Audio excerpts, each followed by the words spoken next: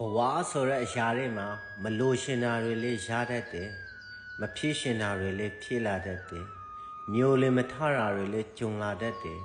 ကြိုတင်မှန်းဆလို့မရနိုင်ဘူးဆိုတာနားလည်ထားပါ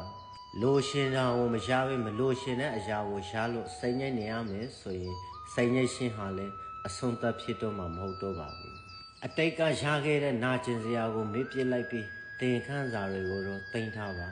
တခုလို့ရှိရင်တခုဆုံးလွှမ်းရတယ်ဆိုတဲ့စကားဟာတသက်မှမဟုတ်တာတခါတလေအရှို့အရာတွေအဆင်ပြေဖို့ဖြည့်ရှင်တာတွေကိုစွန့်လွှတ်လိုက်ရတာမျိုးလေးရှိတတ်ပါတယ်ပြန်ဆောင်ဖို့စောင့်မျှော်ရင်းနဲ့အိုမင်းသွားကြတဲ့တန်ရုံးစင်တွေမကြွေဖို့ဆူတောင်းပေမင်းလေးရင်းယူလာတဲ့ပန်းကလေးတွေစိမ့်လန်းနေဖို့လိုအပ်နေပေမင်းတတ်တန်းကုံဆုံးသွားတဲ့အပင်လေးတွေဆုံးရှုံးရမှာကိုကြောက်လို့ဆောက်ကင်ထားပေမင်းပျက်စီးပျောက်ကွယ်သွားကြတဲ့အရာတွေ